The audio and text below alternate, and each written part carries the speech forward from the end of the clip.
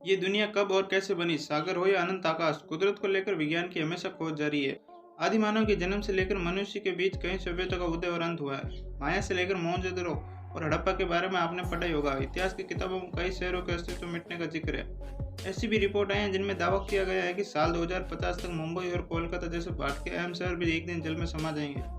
दुनिया में अभी भी ऐसे कई शहर हैं जहाँ कभी लोगों का हुजूम होता था, लेकिन अब ये पानी में डूब चुके हैं, जिनके अवशेष देखने के लिए लोगों को स्कूबा डाइविंग का सहारा लेना पड़ता है। इन्हीं में से एक शहर इजिप्ट में मिला था। ये शहर आज भी समुद्र में डूबा हुआ है और कहा जा रहा है कि इसमें बेशुमार खजाना है। द गार्जियन में प्रकाशित रिपोर्ट के मुताबिक इस शहर का नाम थोनिस हेराक्लियन रखा गया है। समुद्र में दफन हो चुके इस शहर को अलेक्जेंडर ने 331 बीसी में बसाया था। इस शहर की कहानी आसपास के लोकल्स में काफी मशहूर थी। इन्हीं कहानियों के आधार पर कुछ आर्कियोलॉजिस्ट बीते कुछ सालों में इस शहर की खोज कर रहे थे। इसे लेकर आईएसएम की टीम सालों से पानी के नीचे शहर की तलाश कर रही थी।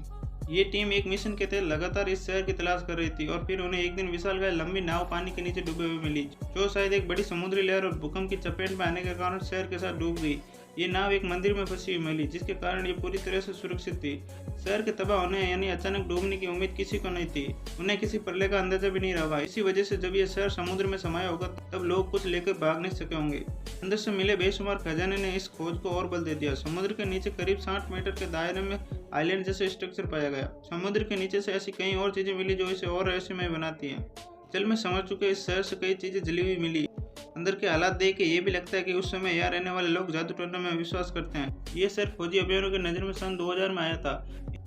इन बीते 20 सालों में कई गोताखोरों ने इसे तलाश करने की कोशिश की। पानी के अंदर शहर से उस दौरान इस्तेमाल की जाने वाली कई ऐसी चीजें मिली। इसमें घर के बर्तन से लेकर मिलिट्री के सामान तक शामिल था। ये सारे सामान पानी के अंदर सैकड़ों सालों से पड़ा था। इतने सालों से ये पानी के नीचे ज्यों का त्यों रखा मिला। इस मरी हुई सभ्यता के भीतर से कई मूर्तियां और कई आभूषण मिले। यहाँ खोजी अभियानों को 64 से ज्यादा जहाजों के टूटे हिस्से और 16 फुट तक के स्टेचू मिले।